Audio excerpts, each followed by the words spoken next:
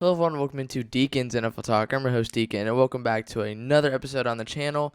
This week is the biggest episode that we have had in a long time. We have 13 topics of NFL news, and pretty much all of them are like must talk about topics, so we might have to run through those quickly. After that, we have 17 topics of quick hits, and also a lot of these are actually big topics as well. After that, we have signings and cuts. We actually have a lot of signings and cuts, a lot more compared to last week. And then after that, we have question of the week. It is going to be a small segment-wise episode. There's not going to be any special segments or new stuff, anything like that, because of all the NFL news and stuff. But it's going to be a good and long episode on Deacon's NFL Talk.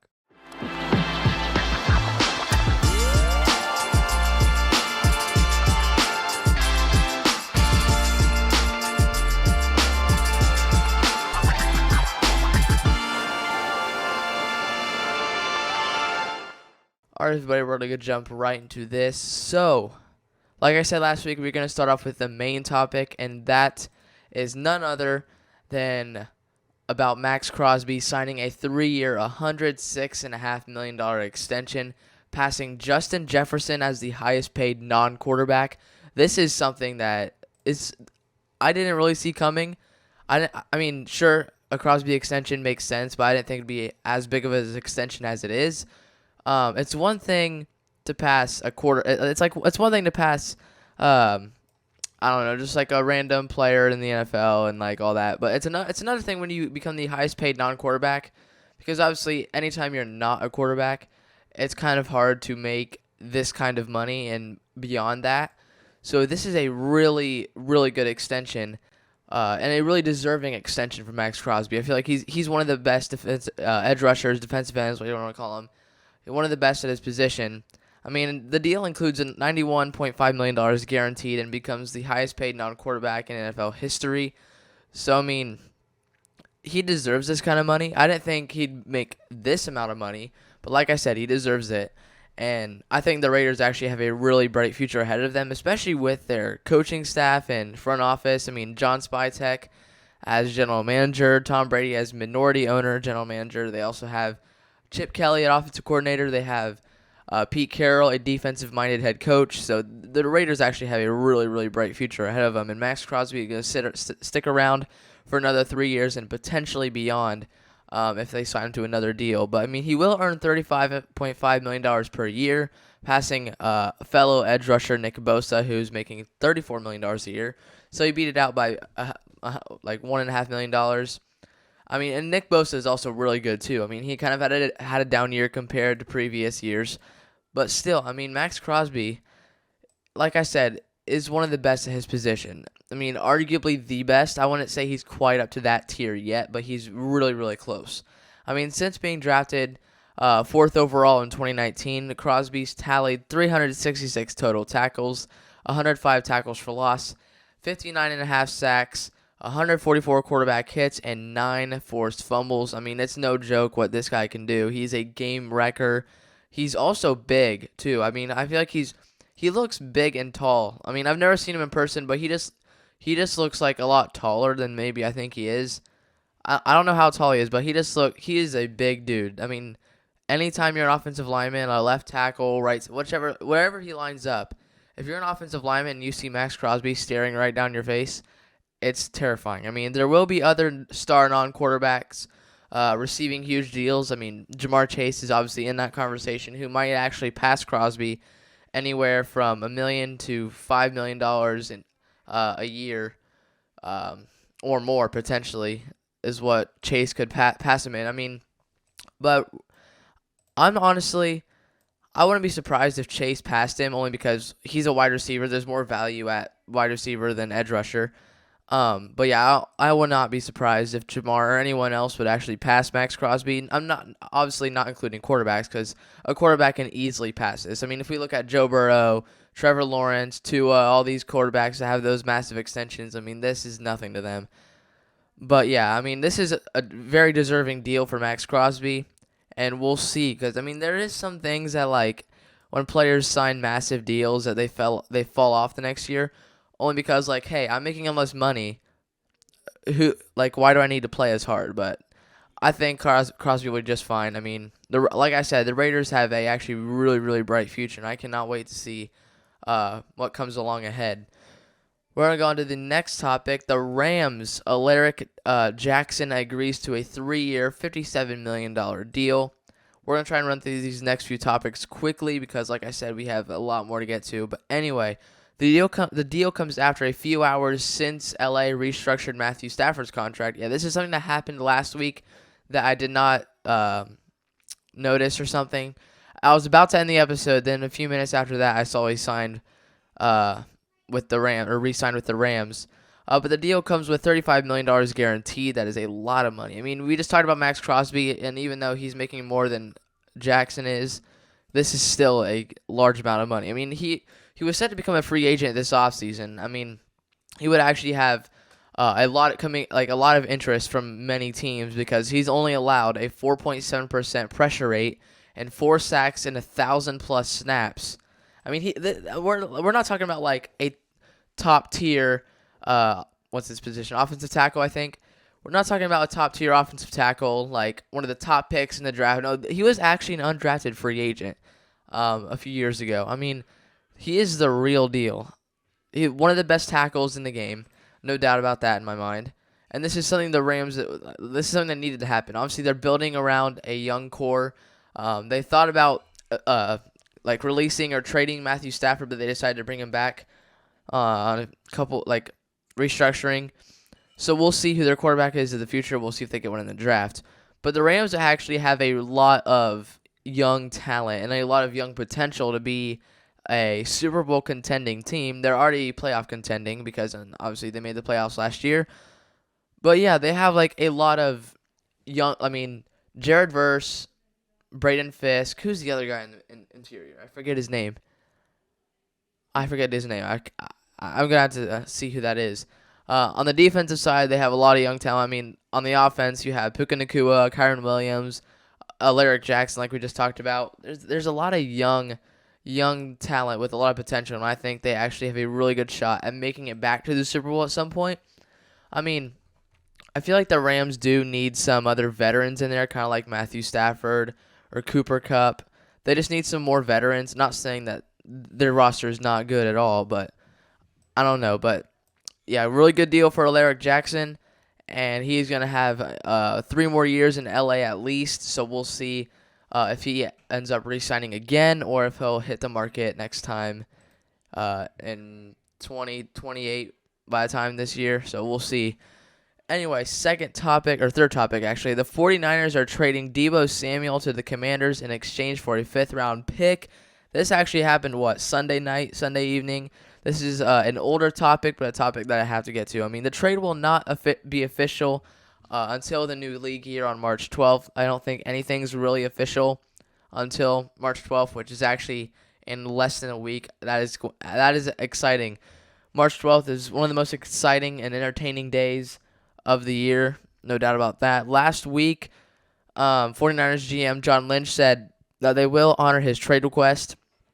Obviously, they ended up trading him ultimately, which is something I feel like needed to happen. But I also, before we get to that, but I feel like this is something that needed to happen, and I feel like Deebo definitely fell off this past year. He really wasn't himself, at least. So we'll see. I mean, obviously, the 49ers just overall were not good last year. I mean, you went from the Super Bowl to a 6-11 record, so that is a big drop off compared to previous. And so I don't know if the 49ers, because they're also potentially trading Brandon Ayuk as well, I saw last week.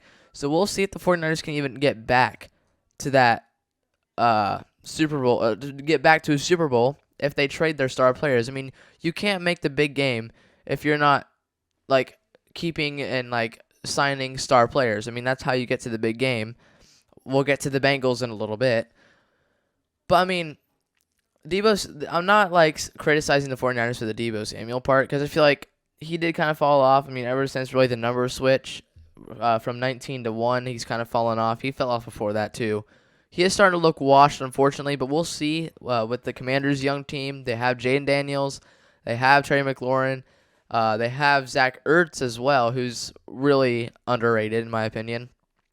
They have some other guys as well at the receiver position. I can't remember his name, but they have a really good offense, and like one of the top developing offenses, and they're only gonna get better. I mean, defensive side may need some more work this offseason, but talking about the offensive side, I mean, this is one of the teams that is going to be getting better as the season goes on. As Jane Daniels keeps getting better and better, they're going to be just fine. But reportedly, the Texans and Steelers thought about putting defensive tackle Jonathan Allen into the trade. Did I get that right? I didn't write that down right. I guess the Commanders thought about putting Jonathan Allen into the trade as well, which would make sense. Obviously, he eventually got cut. We'll get to that in a bit as well. But yeah, Jonathan Allen, they thought about trading Jonathan Allen to the 49ers as well, which I think that would have been pretty solid. But with his contract thing, I feel like he might be wanting a lot of money. I can see why the 49ers didn't want that. Washington is also taking the remainder of his contract, which is $17.55 million in total salary. And the 49ers are also open to trading Brandon Ayuk as well. So, I mean, I don't really know what their plan is. I don't really see. I mean, if do you really trust Ricky Pearsall right now? Do you really trust Ricky Pearsall? He showed flashes last year, but I mean, I don't know if you can't just let Ricky Pearsall carry all the weight. I feel like you need to keep. I mean, you just signed Brandon Ayuk to a contract extension last offseason. Let's keep him for another year or two, and then we can potentially think about that. Because really, overall, the 49ers offense looked horrible compared to the 2023 season. We're going to go to the next one, and we're going to go through these next ones quickly. The Jets cut Devontae Adams since they could not find a trade partner. So, I mean, this really doesn't come as a shock. The Green Bay Packers are officially not the Green Bay Packers. The New York Packers are officially not the New York Packers anymore. They're now back to the New York Jets because pretty much this whole team was filled with Packers players. But Adams still has 2 years remaining on his deal, and he has a cap hit of $38.3 million. So really, whichever team picks him up is going to take a big chunk out of their cap space.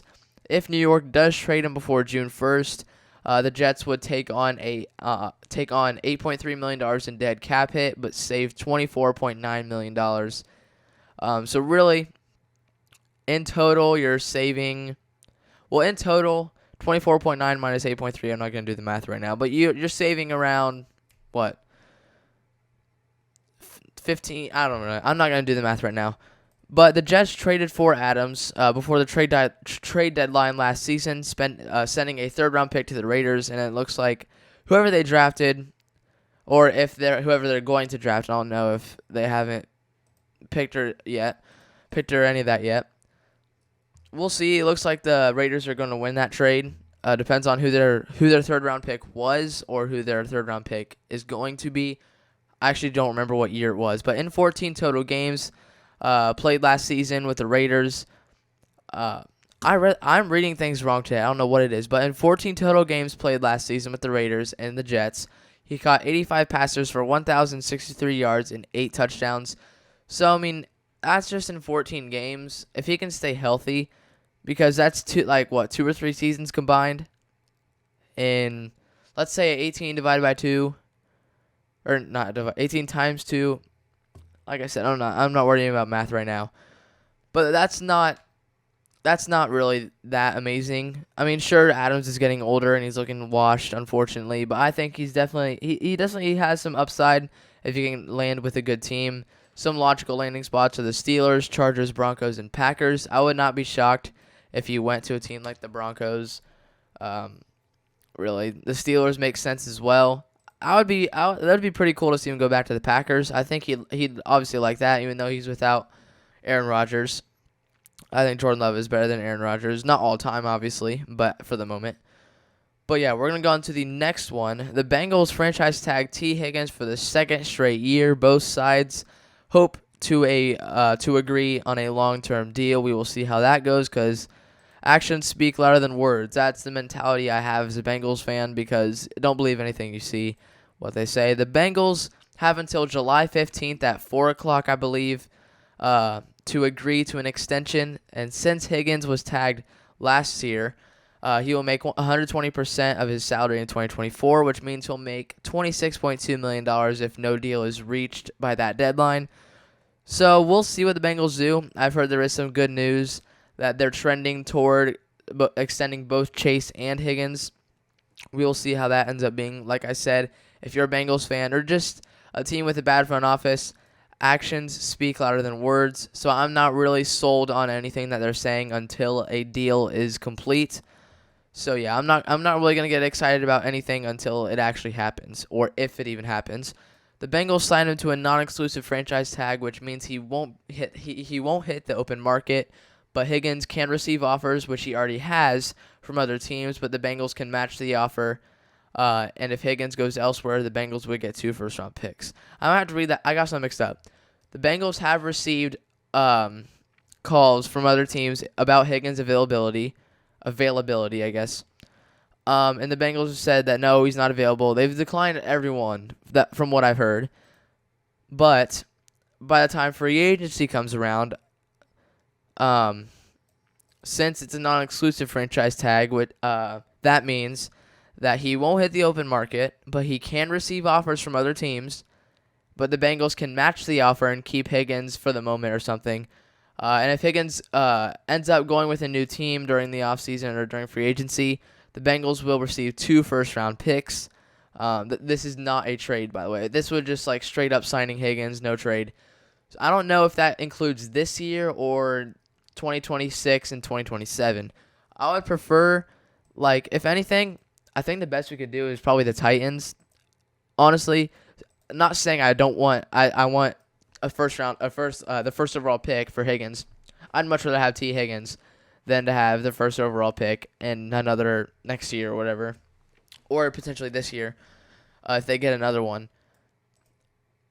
But here's my thing. Okay, the best case scenario for the Bengals is if they trade Higgins or end up losing him to the non-exclusive franchise tag. Best case scenario is that the Titans get him. We get a first overall pick and a first round next year.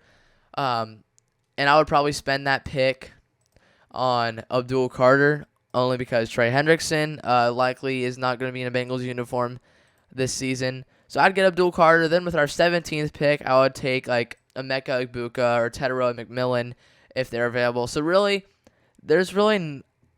it would work out in the end, but I'd much rather have Higgins and sign Hendrickson to a long-term deal. Hendrickson, not Higgins. But Higgins' fellow wideout Jamar Chase, they're reportedly far apart in contract talks, though I did see something a few days ago that they're trending towards getting a deal done. But I don't know. I mean, I'll get to the Trey Hendrickson one in a bit. That's the last topic, I believe.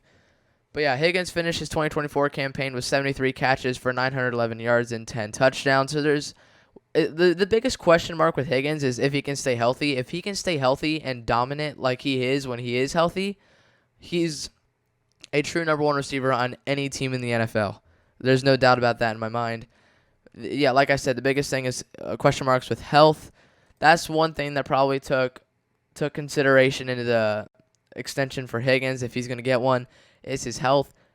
Like I said, as long as he can stay healthy, then he's 100% one of the best receivers in the NFL. We're going to go through these next ones quickly. I lied last time, so hopefully this time I'll actually stop myself from keep on talking. But the Vikings do not use the franchise tag on Sam Darnold in a shocking move by the Vikings. Darnold led the team to a 14-3 record, but struggled late in the season, which is probably the reason that they didn't want to. And not only that, but apparently if they tagged him, they would have taken on $40.2 million in cap space compared to $10 million last year. Minnesota signed him to a 1-year deal as a bridge quarterback to replace rookie quarterback J.J. McCarthy after a season-ending injury, meniscus injury, I believe. And Darnold finished the year with 4,319 yards, 35 touchdowns, and 12 interceptions. So, I mean, I feel like he's going to be a bridge quarterback somewhere else. I think he can definitely prove his point on a bad team that he can be a starting quarterback in this league. But since he's aging and really doesn't have the young talent um, that teams are looking for. I don't think he'll be a starting quarterback. Maybe a backup or a bridge or a mentor or something. But the Raiders and Giants are the most likely landing are his most likely landing spots. I would say I've seen the Raiders are like really like what you want to call it. I think the Raiders have received like a lot of interest or something, and like the Raiders are like a big favorite right now. So I would not be surprised if he went to the Raiders. But yeah, like I said, if the Raiders or Giants actually get one of these guys, would they be as concerned to draft a quarterback in the first round, or would they wait till a Jackson Dart or a Will Howard or Jalen Milroe? That's my thing. It's kind of how I am with the Raiders. I think the Giants will draft a quarterback in the first round no matter what. Let's say the Raiders have the 6th pick. Cam Ward's on the board, and that's how my mock draft is going right now. It sounds crazy. But let's say you get Sam Darnold in the offseason, you have Cam Ward on the board, who isn't as good of a fit as Shedeur Sanders is. Would you take Cam Ward, or would you wait for a Will Howard, who worked with Chip Kelly at Ohio State? That's my thing. That's what I'm wondering about. It really depends on what the Raiders want to do and how the free agency goes. Next one, Steelers likely to keep Justin Fields over Russell Wilson. After Fields took over for Wilson, he went 4. I'm getting really confused with this writing. I don't know why, but he went 4-2 and eventually benched after Wilson returned healthy. He started good, but then lost 5 straight to end the year. Wilson did.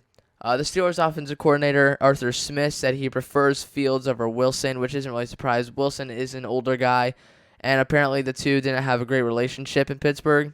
And then Fields is a more, what you want to call it,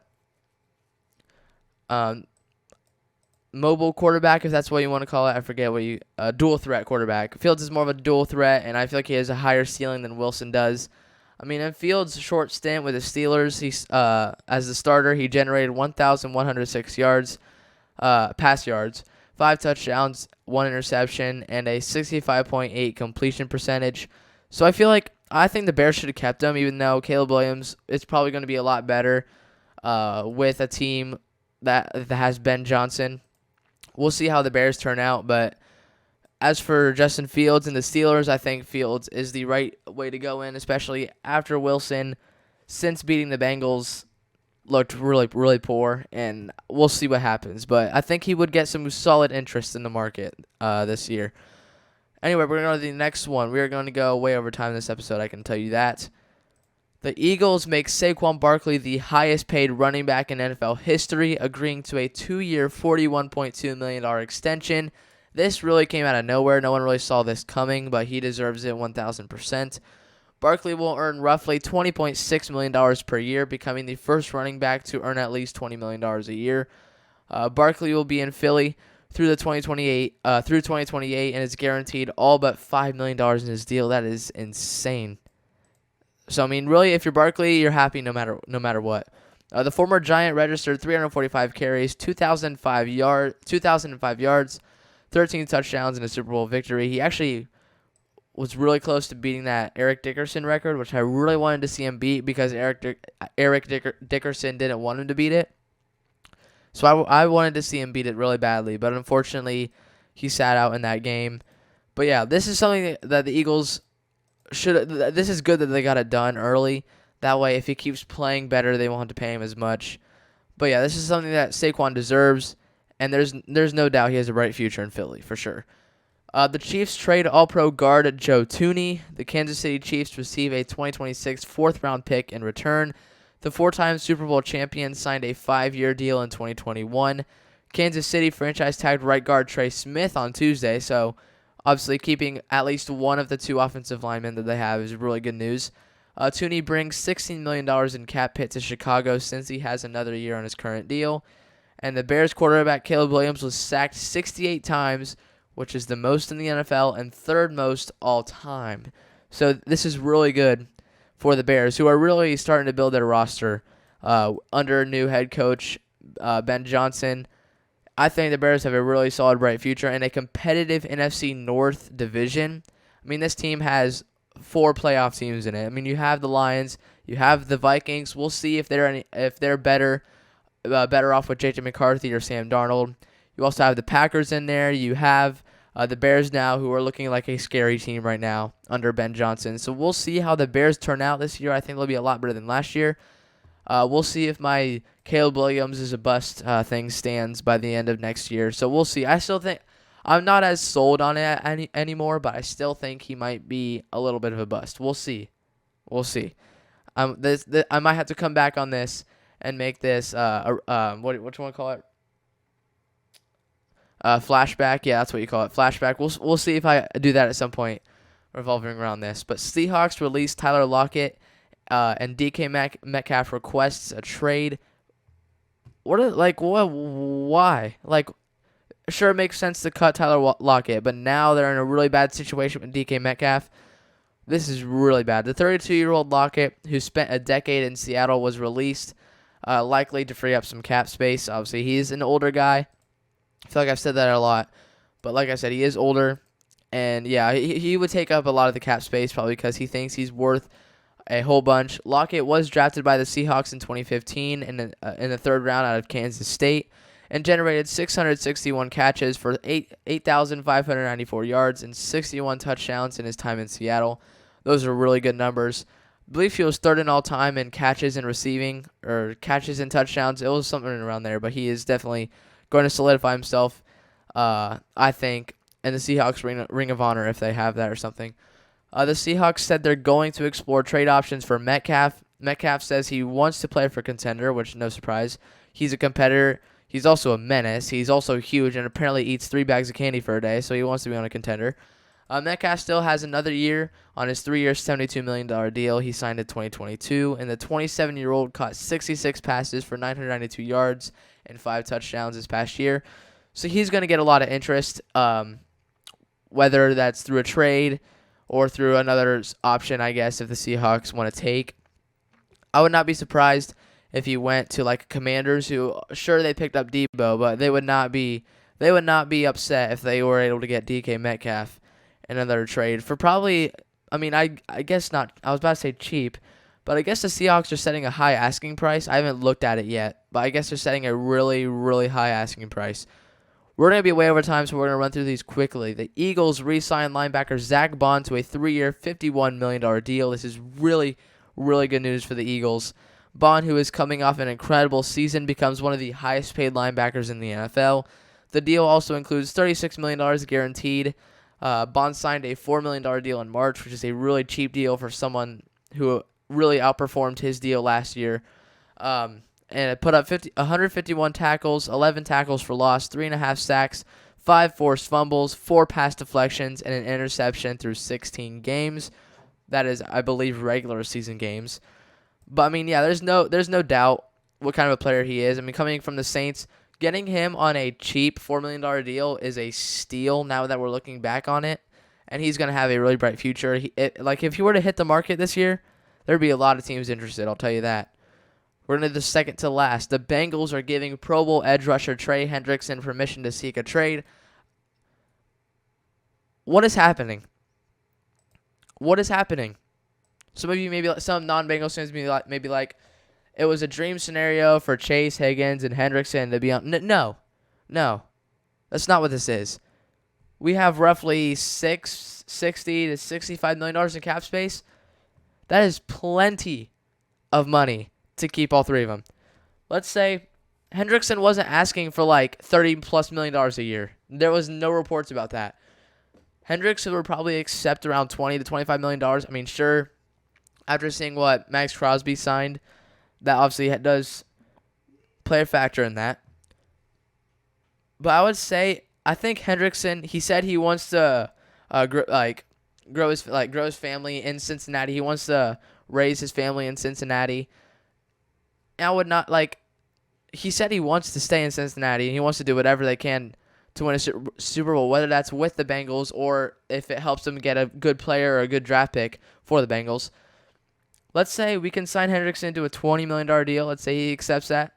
And then we can, with more cap space next year, we can restructure his contract or sign him to an even bigger one if we have the cap space next year. Let's say we sign Hendrickson to a $20 million deal, and the Bengals have $65 million in cap space, so 65 minus 20 is $45 million in cap space.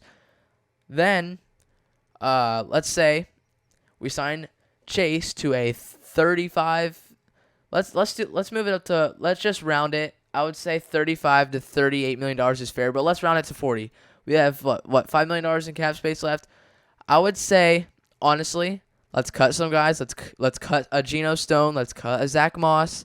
Let's cut these veterans and all these players that really didn't do anything this year.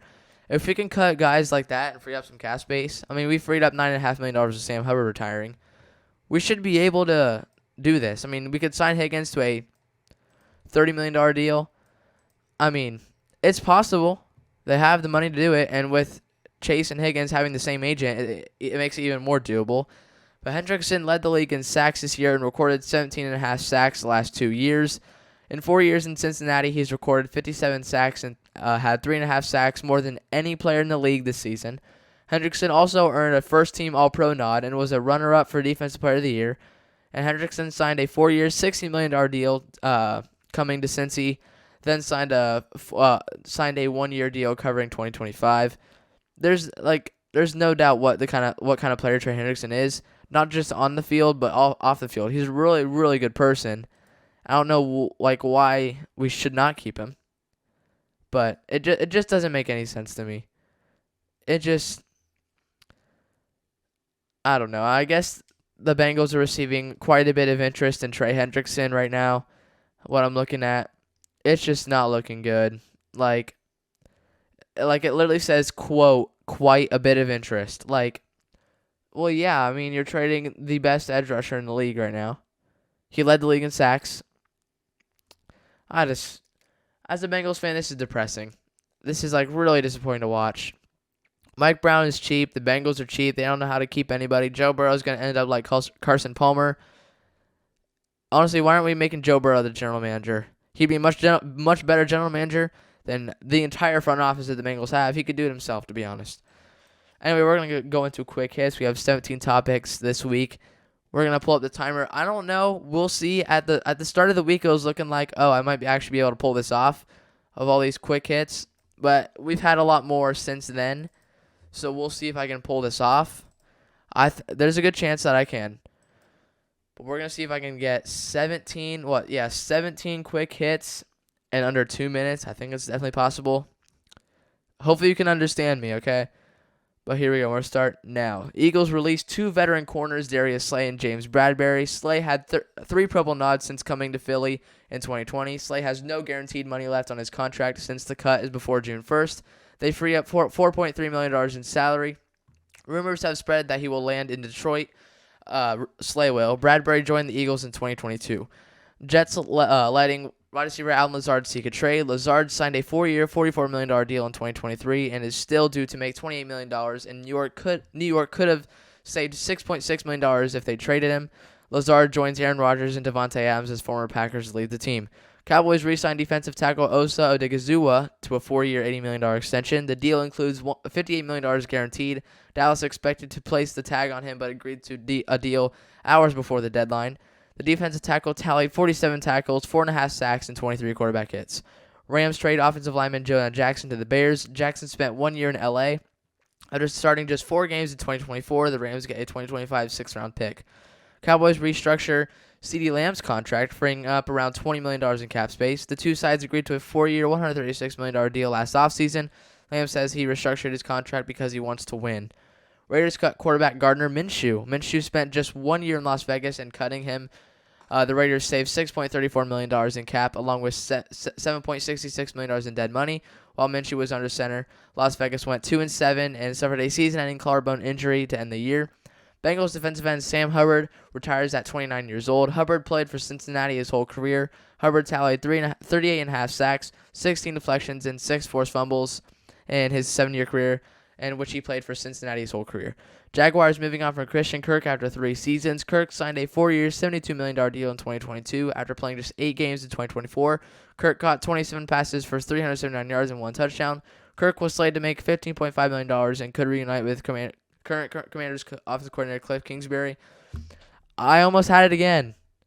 Maybe not quite as good as last time. Time's up. I had, 1, 2, 3, 4, 5, 6, 7, 8, 9 left. I had 9 left, so I guess I really wasn't that close, to be honest. We're going to read these next few off. Also, I forgot to get to, but I guess the Cowboys also restructured Dak Prescott. His contract was restructured as well. But anyway, the Browns guard Joel Bitonio is returning for his 12th season in the NFL. The two-time All-Pro has started in 161 games. Bitonio said it was a little bit of a roller coaster, saying health would impact his decision. Bitonio spent his entire career in Cleveland, and that's all for that one. Texans restructure Nico Collins' contract. The restructure frees up $9.8 million in cap space. Some of the money could go towards Stephon Diggs, who's set to hit the market this offseason. Dolphins and Bradley Chubb agreed to revised contract. Chubb will remain in Miami for at least another year. Chubb did not play in 2024, recovering from a knee injury he suffered in 2023. He will earn his full salary in 2025, though the details are not known yet. Chargers release veteran edge rusher Joey Bosa. By cutting him, the Chargers free up $25.36 million in cap space. Bosa has missed 23 games in 3 years, and Bosa will become a free agent for the first time in his career. That's actually crazy. Broncos fire outside linebacker Michael Wilhoit 2 weeks after being arrested. Wilhoit is being accused of punching an officer in the face and will be back in court on March 10th. Wilhoit joined the Broncos coaching staff in 2023. Obviously, yeah, we got to that sometime 2 weeks ago, actually. Commanders signed linebacker Bobby Wagner to a 1-year, $8.5 million deal. The deal includes $6 million guaranteed. Jaguars cut tight end Evan Ingram after 3 years in Jacksonville. Ingram had 2 Pro Bowl nods and 3 700-plus yard seasons with the team. The Browns are restructuring Deshaun Watson's contract, finally. Again, also.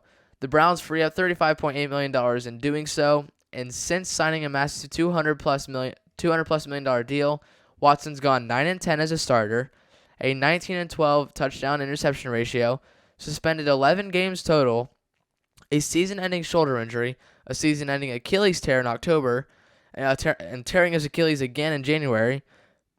All of that in a span of 3 years, which is absolutely insane. The Commanders released defensive tackle Jonathan Allen. Washington originally planned on trading him, but in 8 years with the Commanders, Allen tallied 42 sacks, 4-1 tackles, and 60 tackles for loss.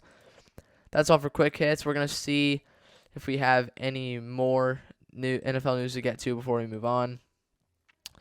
Honestly, though, you might as well enjoy this episode because next week we're going to have like 20 to 25 topics. I guarantee it. I mean, it's free agent. It's that time of year where free agency it just piles up the episode. Looks like the Raiders are actually considering trading for Geno Smith. That's interesting. The Titans are expecting to release edge rusher Jarvis Landry. That's big news. So yeah, there you have it. The Raiders are considering trading for Geno Smith, it appears. I mean, it just shows a picture of Geno Smith. So I'm assuming, well, I guess, yeah. I think it's looking like that they're pursuing Geno Smith, or at least going to try and get him. But yeah, the Titans also released Jarvis Landry. That's actually insane. He came off a 9-sack season. He's a former Pro Bowler, so, I mean, a little bit of a shocker there. But, I mean, yeah, that's all for that now. At the end of the episode, we will get to that. Signings now. We're technically roster moves, but we're on signings right now. Packers signed linebacker Isaiah McDuffie, kicker Brandon McManus, and safety Zane Anderson. The Rams signed offensive lineman Dylan McMahon and wide receiver Tutu Atwell.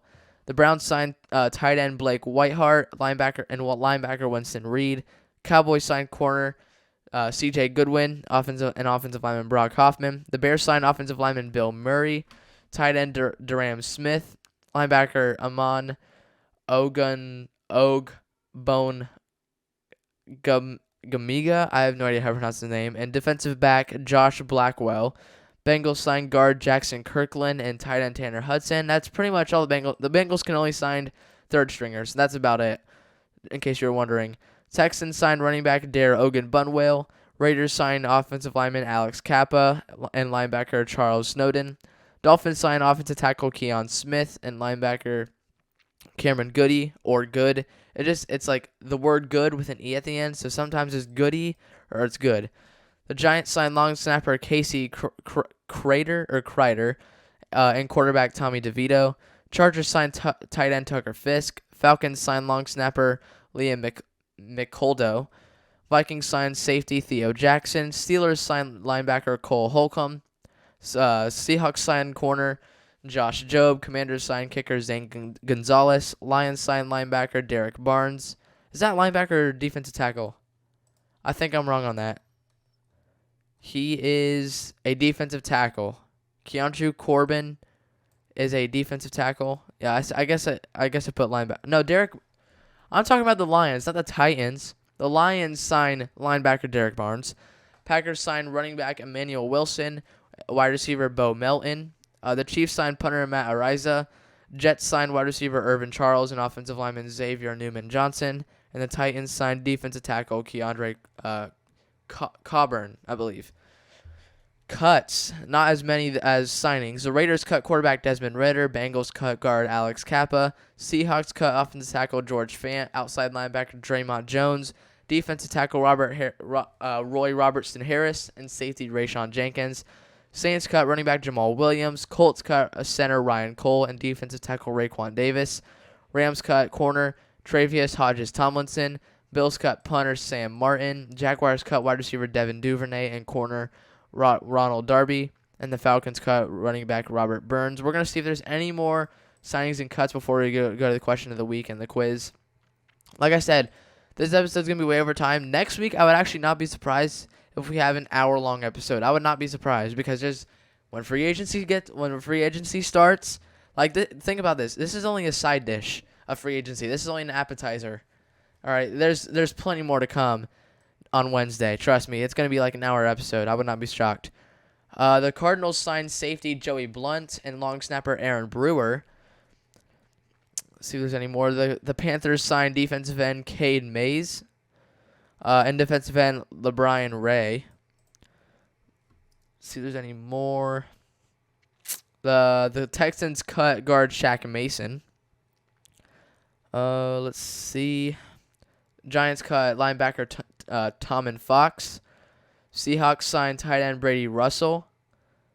And that's about it. That's all for signings and cuts this week. We're going to go on to the quiz now. Okay, this quiz was pretty much one-sided. It was looking like it was going to be close, but it ended up not being really close at all. Besides Alan Page, who is the only defensive player to have won the NFL MVP award, Reggie White, Lawrence Taylor, Ray Lewis, or J.J. Watt. The correct answer was Lawrence Taylor. I thought about doing a superhero-themed one, but I don't know if I'll do that one. But, yeah, this was really one-sided. Ray Lewis, 3%. J.J. Watt, 15%. Reggie White, 15%. And Lawrence Taylor, 67%.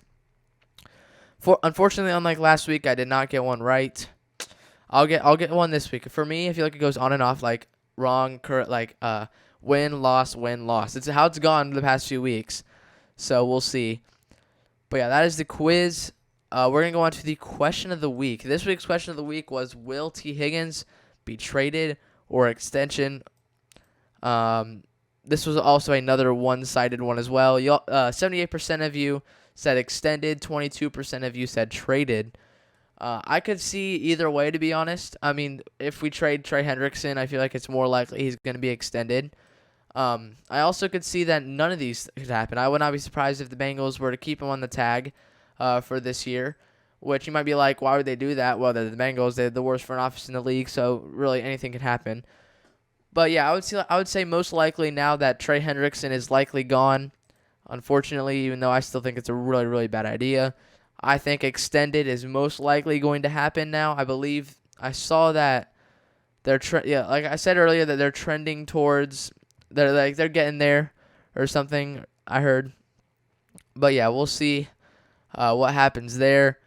Hopefully we can sign both of them. Hopefully we can sign all three of them. I want Hendrickson to be involved as well, even Mike Gesicki too.